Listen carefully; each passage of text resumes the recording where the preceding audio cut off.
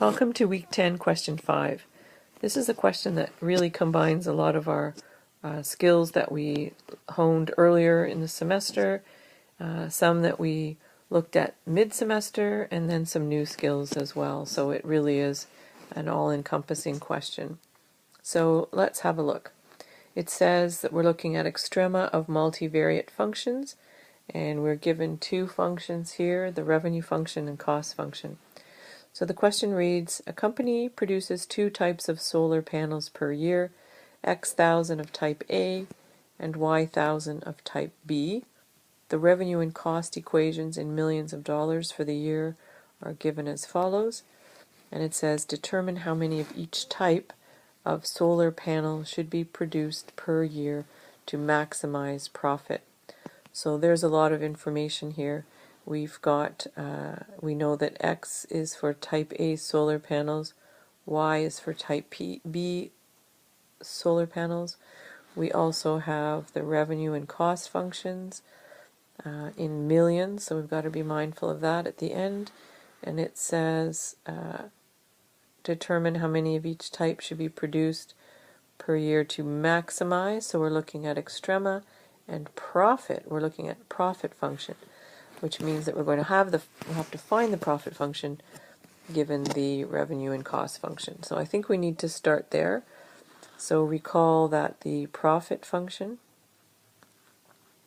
is our revenue function minus our cost function.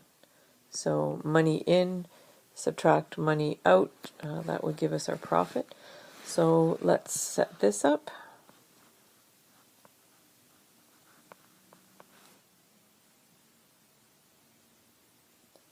Revenue minus, and look, I'm putting a bracket around it because it's subtracting the entire cost function.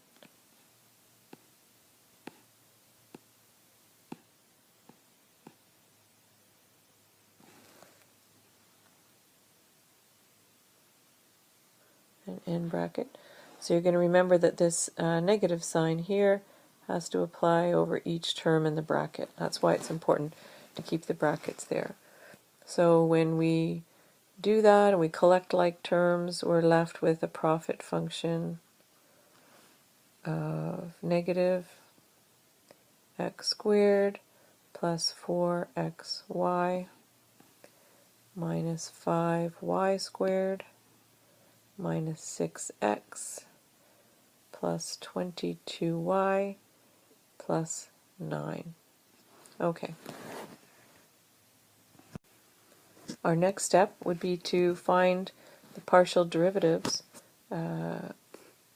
first derivatives with respect to x and the one with respect to y.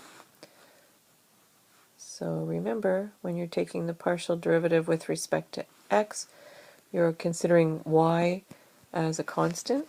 So in our first term, negative x squared, we have an x, so we're going to be taking the derivative of that term, plus 4xy, the derivative there is plus 4y. Here we have a negative 5y squared, so no x term, no x variable. Negative 6x would be negative 6, and 22y and 9 are both considered constant, so the derivative is 0. So let's now take the first derivative with respect to y. So remember, we're looking at x terms as constants. So our negative x squared term will be a constant, so derivative is 0, plus 4xy. So we're going to have 4x minus 5y squared. We're going to have minus 10y, and negative 6x, that's a constant, derivative is 0, plus 22y, so that's plus 22, and 9 is a constant, derivative is 0. So here you can see we have two first derivatives, p sub x, p sub y, and if we think back to earlier in the semester, now we have two equations with two unknowns, so we can now begin to solve them and look for values of x and y. So we have our first derivatives, one with respect to x, one with respect to y. I've just rewritten them here so we can refer to them. We will set them both equal to 0 and then solve.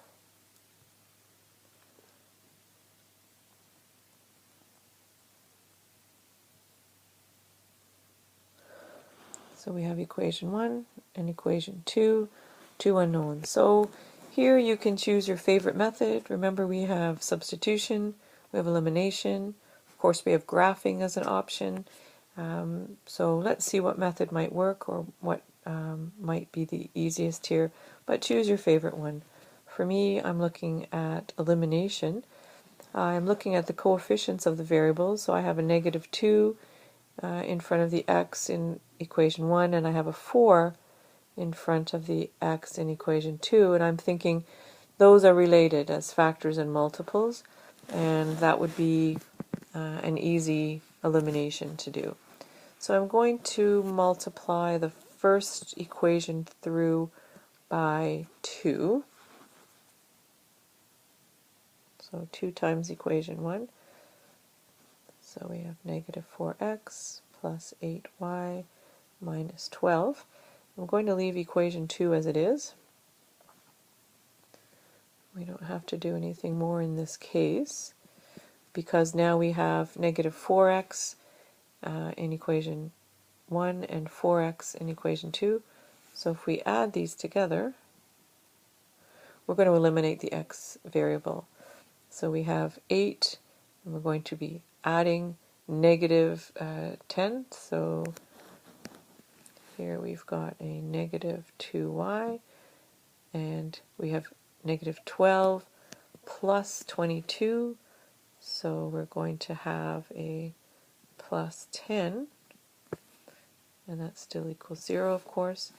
So now we simply solve. 2y equals 10, y must equal 5. Okay, and then we're taking this value y equals 5, and we'd be substituting that into either of these two first derivatives and solving for x. So I'm going to put it in the first one, I guess. Doesn't matter.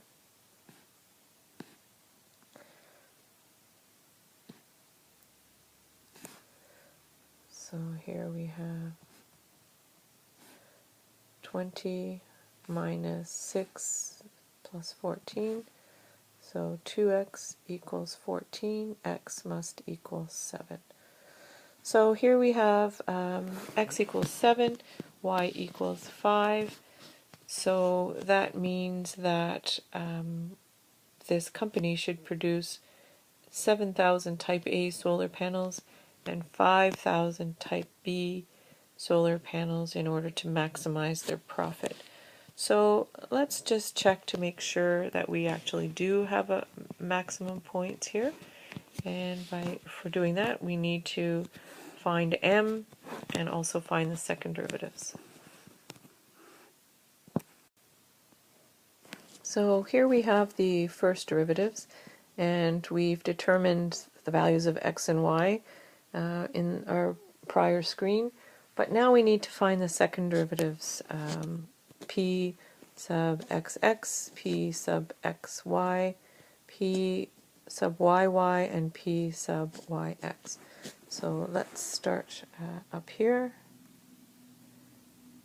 So pxx is going to equal, let's see, we're looking at y as a constant, x as a variable. That's going to be negative 2.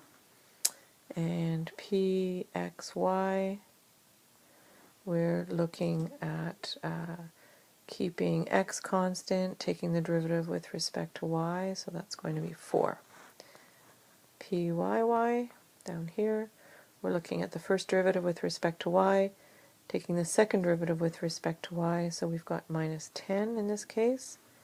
And pyx, again, looking at the first derivative with respect to y, keeping y constant. Now taking the second derivative with respect to x, then we have 4 again, you're going to see that pxy and pyx are the same. We noted that in a prior question. So what we can see is that our pxx and our pyy are negative. So that means that we have a maximum. So that's what we were hoping to prove. And to finish this off, we should look at our m function, and that will tell us if we have a local extrema, if we have a saddle point, or if we have a situation where we have no further information. Basically, we already know we have a maximum, but we're going to solve for m and c. So we have f sub xx, in this case p sub xx minus 2 times here partial derivative, second derivative yy, and we have that as minus 10, and we're subtracting the xy squared. So we have negative 2 times negative 10 minus 4 squared is 16, and we have negative 16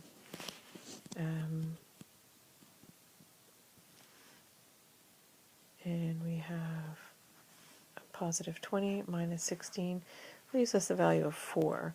So when we have m is greater than 0, we know that we have an extrema, either a local max or min, and in this case we know that we have a maximum. And so the next steps that we would have is to take the values of x and y that maximize the profit, substitute them into the profit function that we created from the revenue and cost function given, and find out what that maximum profit would be. We'll do that on the next page. Here we have the profit function, and we know that the values of x and y in order to maximize this profit are x equals 7, y equals 5. So now we're substituting those into the profit function.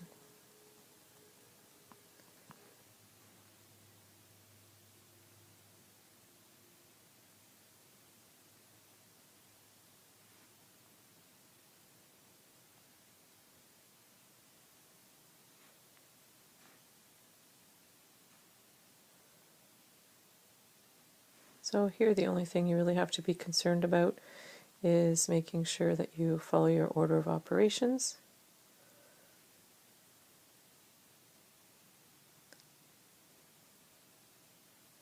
And your signs, and then you're adding up the values as you go.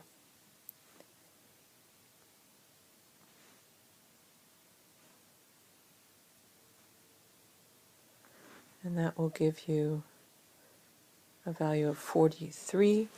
And so to interpret or sum this business application up, you would say that the maximum profit of creating or producing 7,000 type A solar panels and 5,000 type B solar panels, which we know is the maximum, creates the maximum profit, would be 43, and remember it's in millions of dollars.